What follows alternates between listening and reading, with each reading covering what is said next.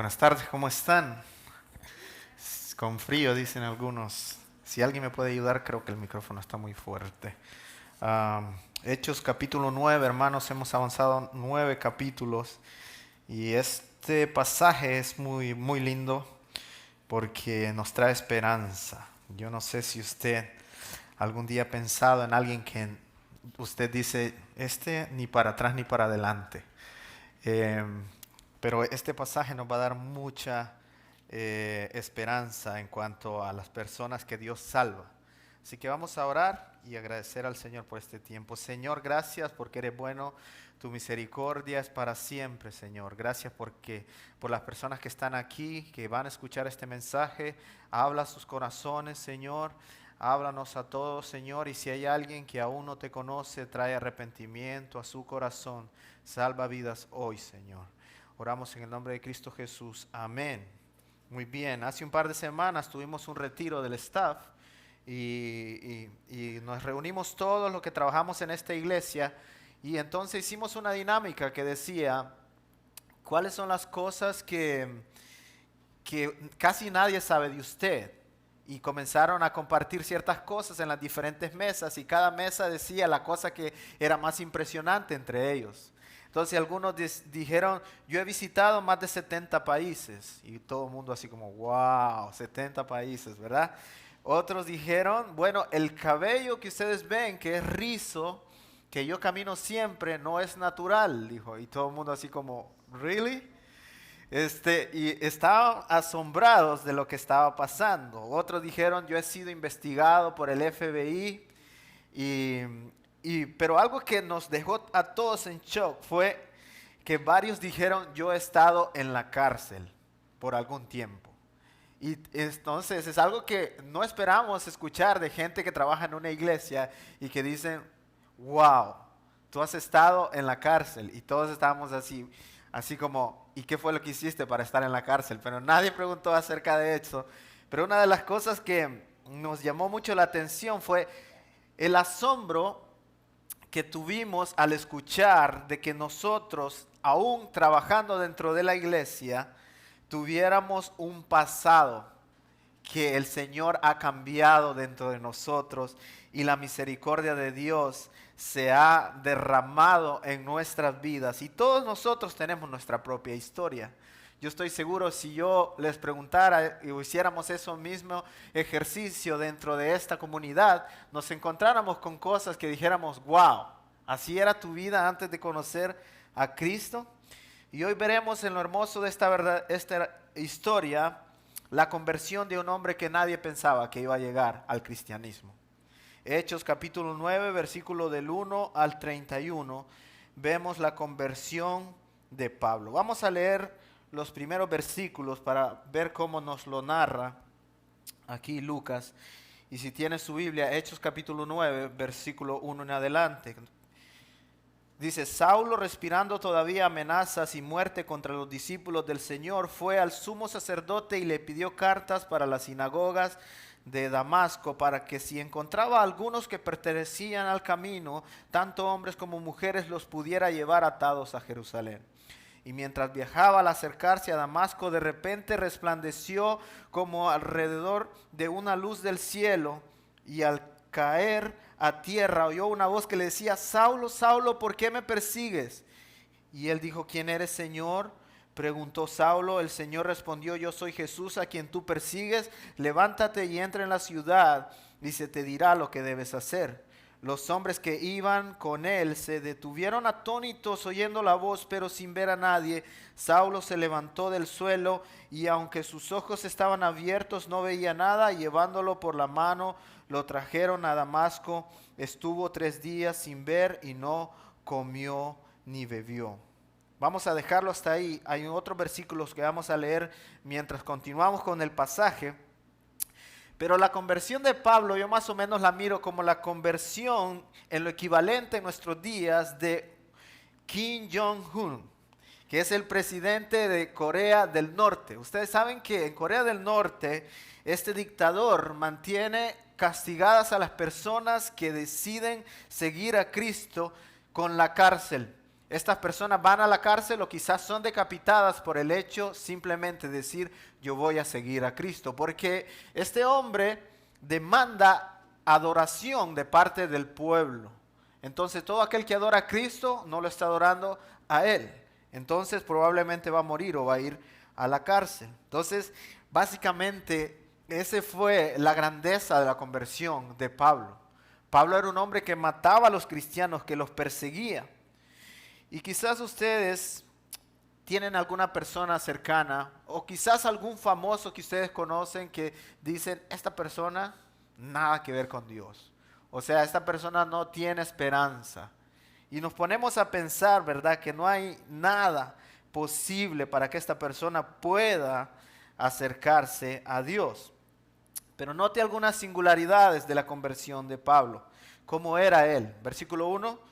Respiraba amenazas de muerte contra los discípulos. O sea, este hombre, cada pensamiento que se levantaba en la mañana, este hombre decía, hoy es el día para perseguir más cristianos.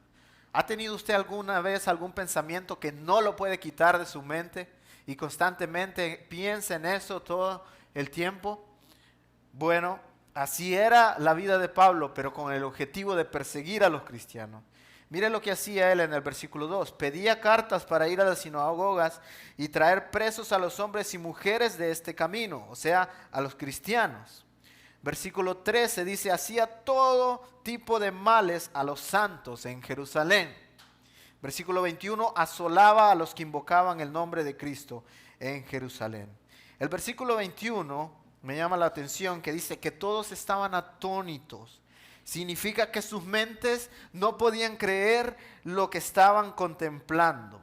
Porque el que era asesino de cristianos tuvo un encuentro con Dios y luego este viene a seguir a Cristo y él le dice, ¿qué quieres, Señor, que yo haga? Este era un hombre que perseguía a la iglesia, que maltrataba a los cristianos y de un día a otro parece que todo cambió. Y todos tienen pues sus reservas, ¿verdad? Porque miran a este hombre que perseguía a los cristianos y ahora se acerca a ellos, pero no solamente a ellos, sino que a los judíos y a los griegos y comienza a hablarles acerca del cristianismo y cómo Dios cambió su vida. Entonces, lo que quisiera recalcar aquí como punto número 1 es que no hay nadie exento de la gracia, del alcance de la gracia de Dios. No hay ninguna persona exento del alcance de la gracia de Dios. Así que, como un asesino, o una pregunta que podríamos hacernos nosotros y que no cabe muchas veces aquí, en este cerebro pequeño, es, ¿puede un asesino llegar a ser salvo por la gracia de Dios? ¿O puede un asesino llegar a ser perdonado por Dios? Muchos pueden decir, según el razonamiento humano, alguien que mata pues no tiene el perdón de Dios. Y aquí vemos a Pablo, un asesino de cristianos, que cuando leemos la historia, unos capítulos anteriores, dice que todos los que estaban apedreando a Esteban quitaron sus chalecos, los pusieron a los pies de Pablo y él contemplaba la muerte de Esteban. Y el Señor viene y dice en este exclusivo pasaje, yo he apartado a este hombre para que este hombre alcance a los gentiles y para que me sirva a mí. Wow. Entonces, Pablo, vea cómo Pablo se describe a sí mismo cuando él escribe sus cartas en 1 de Timoteo 1:15. Dice, Cristo Jesús vino al mundo para salvar a los pecadores, entre los cuales yo soy el primero, dice Pablo. En otras palabras, Pablo está diciendo, yo soy el más grande de todos. Si ustedes pueden considerar los pecados que ustedes tienen, yo tengo más, o tenía más, antes de llegar a Cristo. Y esto es glorioso porque muchas veces para llegar al evangelio, muchas veces en mi mente yo tengo la idea de yo debo ser bueno para poder acercarme a Cristo.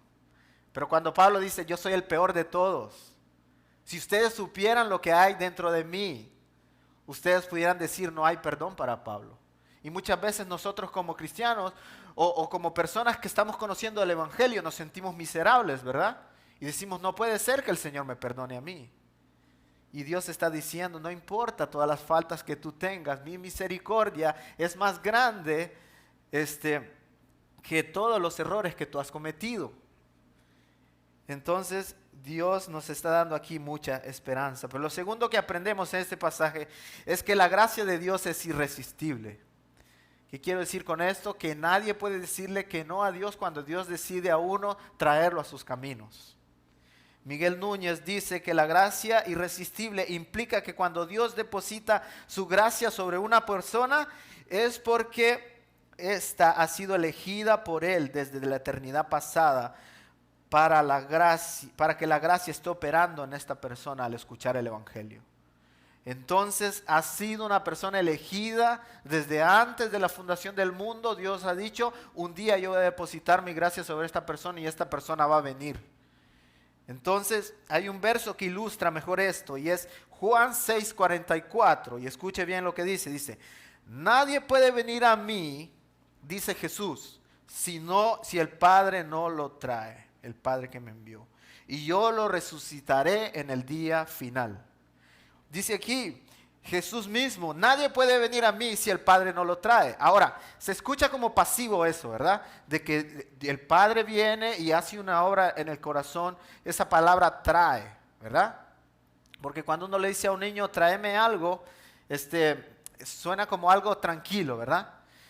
Pero cuando leemos en el original esa palabra, es helco, que significa traer o arrastrar o forzar algo. Entonces, a mí me gusta reparar cosas, y una de las cosas que yo hago muchas veces es que me pongo a desarmar las cosas, los electrónicos que se arruinan dentro de la casa. Alex se ríe de mí porque dice que en la mayoría de los casos, en vez de arreglar las cosas, yo las termino arruinando, ¿verdad? Pero a veces las reparo y muchas veces se terminan de arruinar más. Pero lo que me pasa es que cuando yo estoy ahí reparando cosas, muchas veces se me cae un tornillo de esos chiquititos y cae en la alfombra, ¿verdad? Y me cuesta encontrarlo y ando yo ahí. Entonces mi esposa una vez me dijo, bueno, agarra un imán y pásalo por ahí, por toda la alfombra, dice. Y luego vas a ver cómo ese imán atrae el tornillo y de repente lo vas a ver ahí. Entonces yo me ponía a pensar que esta fuerza electromagnética, muchas veces el tornillo puede poner cierta resistencia porque tiene un peso, ¿no? Pero si yo acerco el imán hasta que la fuerza no pueda de este tornillo no pueda resistirlo, se va a pegar a ese imán. Ahora imagínense aquí nosotros, cuando Dios decide atraer a alguien, lo arrastra, dice esa palabra. Ahora imagínense una fuerza infinita que es Dios, arrastrándonos a nosotros. Y mire, es interesante que usted entienda esto, de cómo personas aparentemente han resistido la voz de Dios, pero no lo han resistido sin que Dios no lo permita. O sea, Dios sabe hasta dónde Él va a permitir que la persona resista. Faraón resistió a Dios, ¿verdad? Cuando le decía, Dios, deja ir a mi pueblo. Y entonces viene Dios y habla con Moisés y le dice, no te preocupes, yo soy el que he endurecido el corazón de Faraón para que no deje ir ese pueblo, porque todavía tengo cosas que enseñarle. Yo soy el que trabajo en el corazón, yo lo endurezco y yo sé hasta dónde. Cuando Dios quiere ablandar el corazón, yo soy también el que ablanda el corazón, dice Dios. Yo sé hasta dónde la gente puede resistirme. Entonces, no hay excusas. Moisés puso excusas, ¿verdad? Él dice, es que soy tartamudo. Y luego Dios viene con él y lo atrae hacia él. Jonás tenía que ir a una ciudad. ¿Y qué hizo? Se fue para otra. Y en medio de todas esas circunstancias y oposición de Jonás viene y termina obedeciendo a Dios. Porque no hay nadie a quien Dios quiera alcanzar que pueda oponerse a una fuerza infinita como la de Dios. Veamos cómo sucede esto en la vida de Pablo. Dice el versículo 3, mas yendo por el camino aconteció que al llegar cerca de Damasco, repentinamente le rodeó un resplandor del cielo. Versículo 4, y cayendo a tierra oyó una voz que decía, Saulo, Saulo, ¿por qué me persigues? Yo soy Jesús a quien tú persigues. Y mira la respuesta de Pablo al versículo 6. Y temblando y temeroso dijo, Señor, ¿qué quieres que haga? Y el Señor le dijo, levántate y entra en la ciudad y se te dirá qué hacer. Miren, cuando Dios hizo el universo, la creación, Él estaba diciendo, hágase tal cosa, ¿y qué sucedía? Aparecía. Él decía, hágase el mar aparecía. Hágase la tierra, aparecía la tierra. Que produzca la tierra tal cosa y produzca todas las cosas que salen de la tierra, las frutas y las legumbres y todo lo que comemos, todo salía. ¿Sabe que cuando Jesús llama a Lázaro, él dice, Lázaro, ven, sal de ahí? Lázaro estaba muerto, sus hermanas están llorando, toda la gente está llorando por Lázaro y Jesús viene y llama a Lázaro de la muerte a la vida. ¿Por qué? Cuando Dios decide llamar, no hay nada que se le oponga a esa fuerza. Y luego Jesús se aparece aquí a Pablo y le dice, Pablo, ¿por qué me persigues? Y Pablo, miren cómo es la fuerza de parte de Dios cuando Él quiere llamar a alguien, porque no hay nada, ninguna excusa que Pablo pueda decir. Cuando Dios le dice, ¿por qué me persigues, Pablo? La respuesta de Pablo inmediata es, Señor, ¿qué quieres que haga?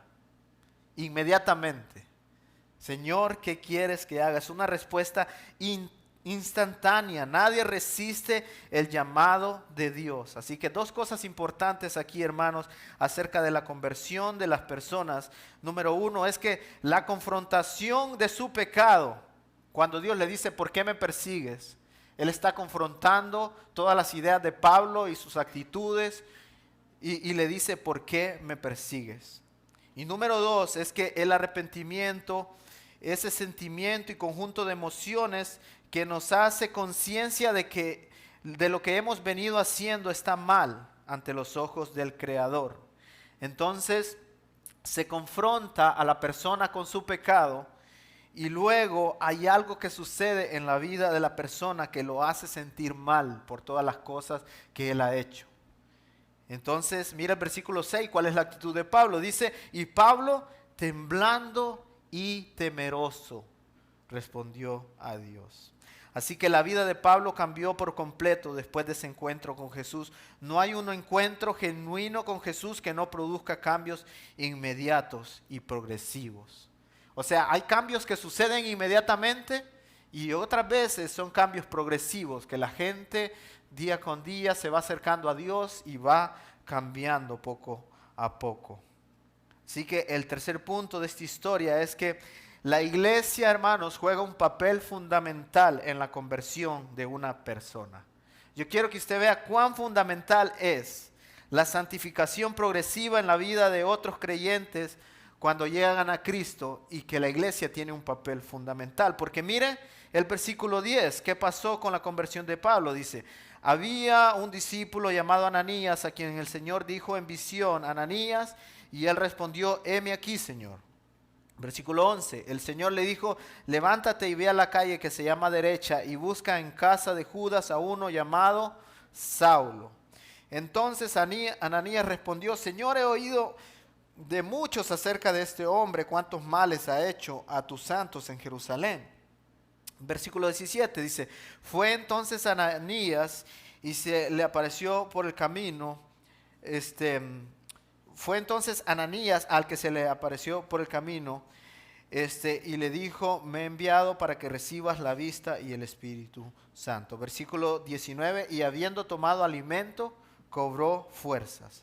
Entonces, vemos aquí desde la conversión de Pablo sucedieron varias cosas. Él está hospedado en la casa de un hombre que se llama Judas. Yo creo que este hombre era creyente y Dios lo usó para que hospedaran a Pablo ahí.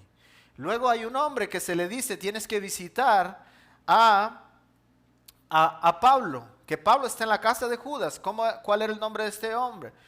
Ananías. Ananías va y todos estos hombres son usados por Dios para que Pablo comience ahora una nueva vida, su vida cristiana. Ahora, ¿qué es lo que pasa? Más adelante, los judíos ven que Pablo ha traicionado su religión. Entonces Pablo comienza a hablar acerca de Cristo, a quien los judíos odian, y los judíos ahora quieren matarle.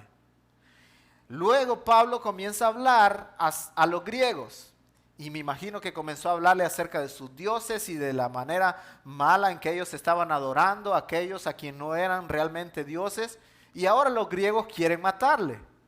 Entonces Pablo está ahora siendo perseguido por todos lados. Nadie lo quiere. La única esperanza que tenía Pablo es que la iglesia lo tome y le crea de que realmente ha tenido una conversión. Pero ¿cómo la iglesia lo hace si él ha estado persiguiendo a la iglesia? Entonces viene Ananías y lo toma y lo introduce a la iglesia y le dice, realmente este hombre ha tenido un encuentro con Dios. El Señor me habló a mí, dice Ananías, y pues yo fui y oré por él y recibió el Espíritu Santo y este hombre había quedado ciego y ahora puede ver. Entonces la iglesia ha formado ahora un papel importante para que Pablo pueda ser introducido y aceptado dentro de la comunidad de creyentes. Pero vea lo que pasa, porque cuando Ananías llega a la casa, dice que ora por él, el Espíritu Santo viene sobre Pablo y ahora dice que y Pablo comió y recobró fuerzas, porque por 3 días él no había comido. Entonces la iglesia ha cuidado físicamente de este hombre, ha cuidado espiritualmente de este hombre, emocionalmente, y le ha dado hospedaje y lo cuidan. Puede ver aquí cómo la iglesia juega un papel importante cuando una nueva persona viene y es convertida al cristianismo. Y más adelante en el versículo 25, cuando los judíos quieren matarlo, dice el versículo 27, Bernabé lo introduce ante los apóstoles y les cuenta de su conversión y cómo hablaba acerca de Jesús. Mira el versículo 30, los hermanos le mandan a Tarso porque ahora no solo los judíos quieren matarlo, sino que también los griegos. Hasta de esa manera cuidan de Pablo. Los griegos quieren matarlo, entonces dicen que en una noche agarraron a Pablo, lo bajaron en una canasta con un lazo por los muros de la ciudad y Pablo se fue ahora a Tarso. Por eso se llama muchas veces Saulo de Tarso, porque lo mandaron a esta ciudad donde él pasó un montón de años preparándose hasta que él vino nuevamente y comenzó un servicio para el Señor. Entonces, la iglesia, hermanos, tiene un papel muy importante. Yo recuerdo en esta iglesia, el Señor me ha permitido ver cosas muy bonitas aquí. Y recuerdo pues a Eva llegando hace algunos años allá arriba en el modular 17. Ella vino a visitar a Adalberto y ella entró ahí, ¿verdad? Y los hermanos la saludaron, ella regresó a Chicago. Luego pues ella vino a vivir aquí a Birmingham y se casó con Adalberto. Y comenzó ella a venir a los grupos pequeños de Armando. Eso sucedió el día de los sábados. Y un día Armando viene y me habla y me dice, parece que Eva está entendiendo el Evangelio, ella tiene muchas preguntas y está diciendo de que ella quiere conocer más al Señor y yo le he explicado el Evangelio y entonces quiere tomar la clase de membresía. Bueno, tomamos la clase de membresía y nos damos cuenta de que ella quiere bautizarse y el Señor hace la obra en la vida de ella y la salva. Ahora, es interesante aquí porque para mí Armando invirtió muchas horas ahí enseñando en ese grupo pequeño y yo veo cómo el Señor usó todo eso en la conversión o después de la conversión de Eva. Y otros hermanos estuvieron ahí en ese grupo pequeño. Y cuando yo veo cómo la iglesia participa y cómo podemos ser de bendición para otros, yo me gozo. La iglesia en conjunto, cumpliendo las funciones, cuidándose los unos de los otros, enseñándose los unos a los otros acerca del conocimiento de Cristo, eso es hermoso. Y yo me gozo de poder ver eso. Ahora yo por último quiero que vea la soberanía de Dios en la salvación en esta historia, porque en el versículo 30 dice, cuando supieron esto los hermanos le llevaron hasta Cesarea y le enviaron a Tarso. Entonces las iglesias, ¿qué dice después de que Pablo se convirtió? En el versículo 31, las iglesias tenían paz por toda Judea, Galilea y Samaria y eran edificadas andando en el temor del Señor y se acrecentaban fortalecidas por el Espíritu Santo. Así que mire lo que pasa. Un día la iglesia es perseguida y muchos sufren la agonía de la persecución, muchos huyen y al siguiente día la iglesia experimenta paz por la conversión de uno solo. Un día Pablo es un asesino, un perseguidor de la iglesia. Al siguiente día Pablo ya no persigue a los cristianos porque ha tenido una transformación. Un día los judíos ponen sus mantos a los pies de Pablo para que estos asesinen a Esteban.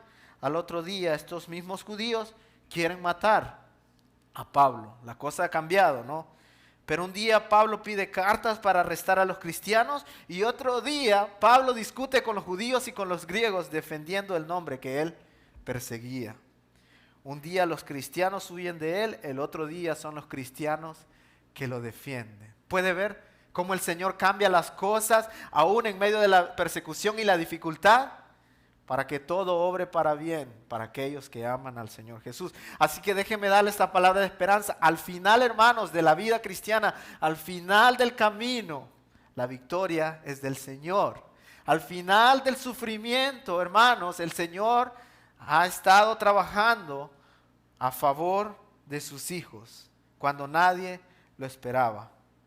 ¿Sabe cómo trabaja la iglesia en Afganistán en estos días que hay persecución? Yo estaba escuchando cómo tienen culto ellos. Miren, ellos no pueden reunirse en ninguna casa porque si los agarran, ellos van a morir. Entonces dice que 3 hombres se montan en un carro, ponen música cristiana y van caminando por la ciudad y adorando a Dios y leen algunos versos de la palabra de Dios. Y cuando termina el culto, se bajan del carro y regresan a sus labores cotidianas. Esa es la manera como ellos tienen culto allá. Y nosotros pudiéramos preguntarnos cómo está obrando Dios ahora en medio de la persecución allá en Afganistán. Pudiéramos pensar, bueno, ahora el cristianismo va a decrecer, ¿verdad?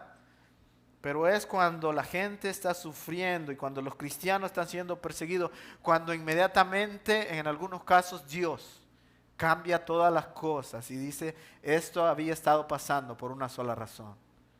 Y el Señor muestra lo que Él ha estado haciendo aún en medio de la persecución. Daniel dice, Dios hace lo que le place. Y Él es más sabio que todos nosotros. Y cuando nosotros no entendemos por qué pasan las cosas, sabemos que Dios está obrando para bien porque tiene un plan mejor. Él es más sabio que nosotros. Él ve lo que nosotros no podemos ver.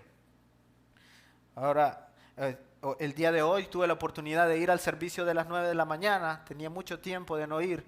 ¿Y sabe cuál fue la razón por la cual yo fui? Bueno, ayer recibí un mensaje de un amigo que se llama Jasha. Ese es su nombre, se llama Joshua en polaco. Y yo le había predicado el evangelio hace muchos meses en un juego de referí. Hicimos un juego juntos y le compartí el evangelio. Y él me mandó un mensaje y me dice, oye, ¿todavía vas a la iglesia? Y yo, sí. Y entonces, porque me gustaría asistir a la iglesia contigo. Y yo muy contento, ¿verdad? Y dije, bueno, vamos. Entonces me dice, ¿pero puedo llevar a mi novia?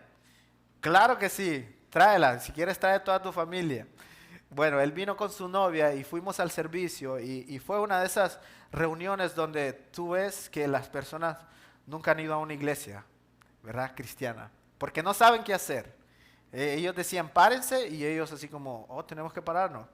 Y entonces se pararon, ¿verdad? Cantamos todo y después dijeron, siéntense, vamos al sermón o vamos a orar.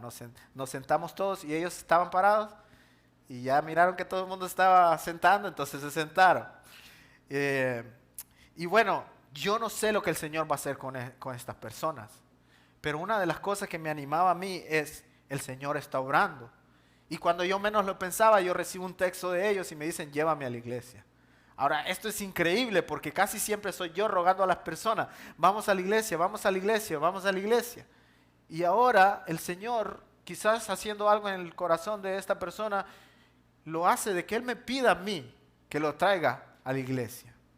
Entonces, hermanos, el Señor está trabajando y yo quisiera contarte algo más y pudiera seguir con muchas cosas que el Señor está haciendo.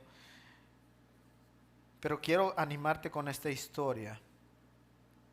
Hace 5 años conocí a un amigo de Siria que se llama Raúf. Salimos un par de veces, compartimos tiempo en restaurantes, él vino a nuestra casa, fuimos a las clases de ESL y pronto él no asistió más a las clases y empezó a tomar otros entrenamientos para ser bombero. Y yo veía que él no tenía mucho interés en el evangelio. Y yo tiendo a desanimarme cuando no veo interés. Entonces, ¿yo qué hago? Me aparto de la persona e invierto en otros, ¿verdad?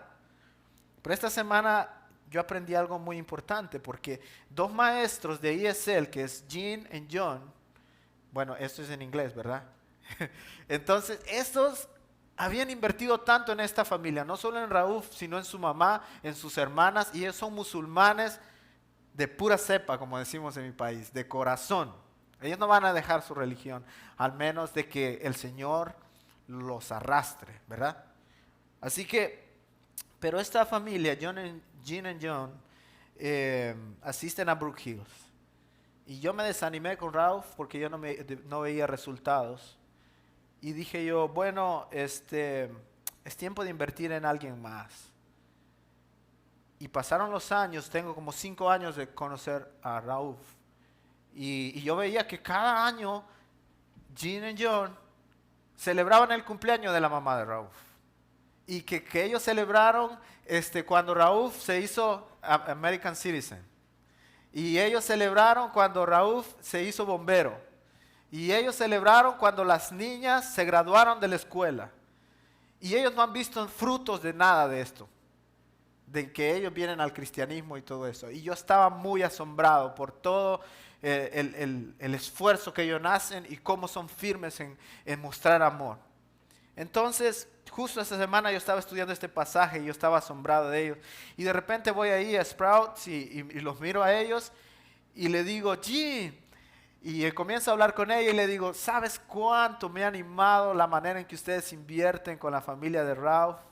Y recién vi que celebraron el cumpleaños de su mamá y yo estoy muy asombrado cómo ustedes aman a las personas. Esta fue la respuesta y esto fue lo que más me tocó a mí de esta conversación. Ella me dijo Jean, me dijo, ¿sabes, Abner? Nosotros tenemos hijos, hijas, nietos que no siguen al Señor. Y nosotros sabemos de que el fruto del Espíritu muchas veces no es solo ver una conversión en una persona. El fruto del Espíritu es amor. Y si el Señor nos dice que nosotros debemos seguir amando a nuestros familiares, aunque ellos no siguen al Señor ahora, eso es fruto del Espíritu, aunque no veamos una conversión. Yo quiero decirte que a través de todos estos años, esto no es algo que nosotros aprendimos así nomás. El Señor nos ha ido enseñando a mi esposo y a mí que nosotros debemos amar a las personas sin importar porque el fruto es del Señor. Entonces nosotros les seguimos amando a ellos. Entonces yo me quedé pensando y dije yo, wow, yo he fallado al Señor. Porque yo debí seguir amando y persiguiendo la relación con Raúl, aunque yo no veía resultados. Yo no sé si ahora puedo volver y hablar con él y recuperar tiempo, ¿verdad? Pero tengo otras personas con las cuales yo he estado invirtiendo y digo yo, Señor, permíteme amarles bien. Porque al final, si tú vas a convertir ese corazón, eres tú, es tu trabajo y nadie se revela ante ti o nadie te dice que no cuando tú quieres cambiar ese corazón. Ahora, yo quiero animarles a ustedes porque yo sé que hay muchos aquí que han estado orando por sus hijos. Y yo sé que no han visto resultados. Hay muchos aquí que han estado orando por sus hermanos, orando por sus familias, orando por sus padres. Y quizás no han visto resultados y muchas veces nos desanimamos y decimos probablemente el Señor no ha estado trabajando. Pero el Señor quiere decirnos algo hoy. El Señor quiere decirnos que el fruto del Espíritu también es amor. Y debemos seguirles amando a ellos para que ellos puedan ver a Cristo en la manera en que nosotros les amamos. Así que déjeme darles esperanza.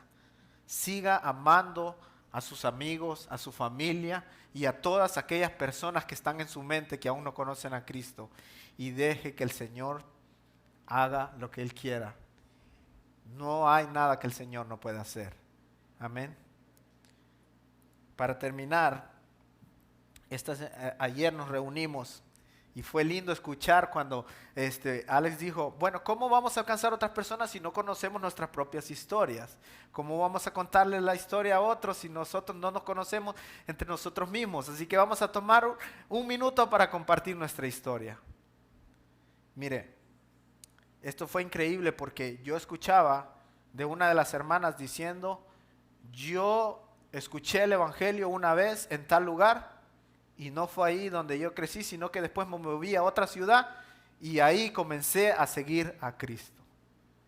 Y luego otro decía lo mismo, mire, yo iba y enfrente de mi casa había una iglesia y yo escuchaba las canciones y muchas veces me metía y yo me salía y no fue hasta que vine aquí a Birmingham donde el Señor un día me quebrantó y yo no pude dejar de hacer otra cosa que seguirle a Él. Y yo me ponía a pensar, y ustedes piensan que yo pues te conozco mucha gente que quizás sigue al Señor Jesús porque soy pastor y me dedico a esto.